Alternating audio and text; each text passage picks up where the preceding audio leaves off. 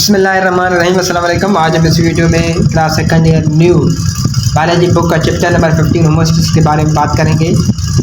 तो वीडियो शुरू करने से पहले मैं आपको बताता चलूँ कि class second year new book के हवाले से कि तमाम के तमाम जो लेक्चर्स हैं वो मेरे इस यूट्यूब चैनल में आपको मिलेंगे। इंशाल्लाह मैं डेली कोशिश करूँगा कि वीडियो को अपलोड करूँ ताकि आप उसको देख सकें और पढ़ सकें।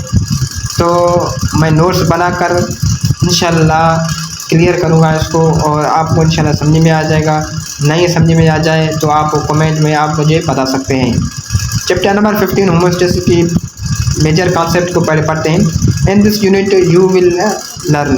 इस यूनिट को पढ़कर आप कुछ सीख सकते हैं। होमोसिस को सीख सकते हैं, होमोसिस क्या है, ऑस्मोरेगुलेशन को डिटेल में सीख सकते हैं, एक्सक्रिएशन को भी डिटेल में सीख सकते हैं, और यूनिट सिस्टम ऑफ मैन का यूनिट सिस्टम है, निज़ाम है, वो कैसा है उसको भी आप सीख सकते हैं। डिसऑर्डर ऑफ यूनिट ट्रैक है, उसमें बीमारियाँ कौन कौन से हैं उसके ऊपर भी हम बात करेंगे। थर्मो रेगुलेशन ये भी आप डिटेल में पढ़ेंगे होमोसिस चैप्टर में। आज के इस वीडियो में हम सिर्फ इंट्रोडक्शन टू द होमोसिस के बारे में बात करेंगे। तो होमोसिस क्या है और क्या नहीं है। पहला नंबर उसका मेन पॉइंट है कि जो होमोसिस वर्ड है वो ग्रीक वर्ड है, यानी यूनान का बोली का लफ्ज़ है और दो लफ्ज़ों से मिला जुला है। एक है होमो और दूसरा है स्टेटस।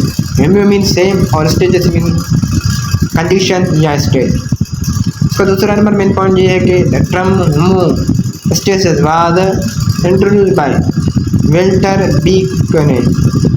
जो टर्म होमोसिस है, जो लफ्ज़ होमोसिस है, वो वेल्टर बी कोने एक साइंटिस्ट था, उसने इंट्रोड्यूस कराया था।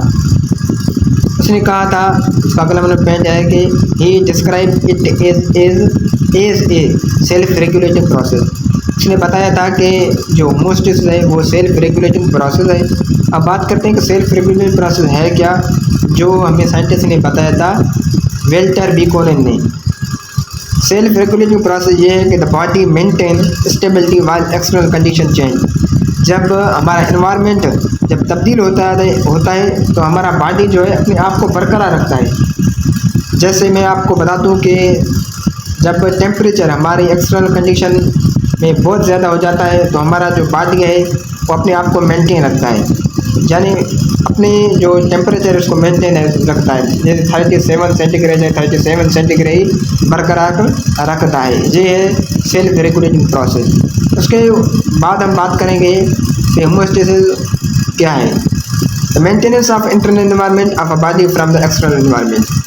जो एक्सटर्नल एनवायरनमेंट है उससे जो है अपना बॉडी जो है, हमारा जो बॉडी है यानी इंटरनल एनवायरनमेंट, यानी हमारा बॉडी जो है वो अपने आप को मेंटेन रखे, बरकरार रखे, उसको हम क्या कहते हैं, होमोसिस कहते हैं। Organism live in terrestrial and aquatic environment. जो लिविंग ऑर्गेनिज्म लैंड पर रहते हैं यानी ज़मीन पर रहते हैं या पानी में रहते हैं, दीज एनवायरनमेंट है वेरिएबल कंडीशन। उसके जो माहौल में होता है उसमें बहुत सारे हालात होते हैं।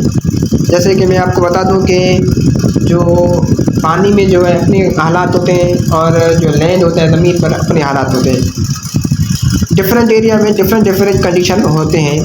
इसलिए जो लिविंग ऑर्गेनिज्म के जो एक्वेटिक लिविंग ऑर्गेनिज्म या लैंड लिविंग ऑर्गेनिज्म उसके जो कंडीशन है वो डिफरेंट होते हैं। कभी मॉडरेट हो जाते हैं, कभी एक्सट्रीम जो है कंडीशन हो जाता है।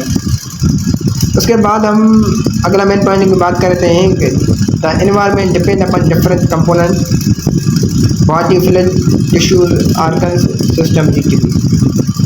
जो हमारा माहौल है यानी एनवायरनमेंट है वो मुख्तलिफ कंपोनेंट में जो है डिपेंड करता है। जैसे ब्लड फ्लूइड है, टिश्यूज़ है, ऑर्गन्स है और सिस्टम है, उस पर क्या करता है, डिपेंड करता है। उसके बाद हम बात करेंगे उसका अगला मेन पॉइंट का, these component are controlled by endocrine and nervous system. जो कंपोनेंट है ना वो एंडोक्राइन सिस्टम या नर्वस सिस्टम से कंट्रोल किए जाते हैं। यानी नर्वस सिस्टम जो सारे जो कंपोनेंट्स हैं जैसे ब्लड फ्लूइड टिश्यूज ऑर्गन्स और सिस्टम जो है वो तमाम के तमाम जो भी कंपोनेंट्स हैं वो एंडोक्राइन या नर्वस सिस्टम से कंट्रोल किए जाते हैं। उसके बाद हम उसका अगला आखिरी मेन पॉइंट कर देंगे। There are 3 types of homeostasis, यहाँ पर जो है 3 किस्म के होमोस्टेसिस होते हैं। एक होता है एसओ रेगुलेशन, दूसरा होता है थर्मो रेगुलेशन और तीसरा होता है एक्सक्रीशन। इसका मैंने डेफिनेशन नहीं लिखा है, इंशाल्लाह आगे चलकर मैं इस पर जो है वीडियो अपलोड करूँगा और इसको हम डिटेल में पढ़ेंगे आगे चलकर। वीडियो ख़त्म करने से पहले आपको छोटी सी रिक्वेस्ट है कि हमारे चैनल जेकब एनालिसिस को सब्सक्राइब कीजिए, आने वाली ऐसे इन्फॉर्मेटिव वीडियो आपको मिलते रहे। अल्लाह हाफ़िज़।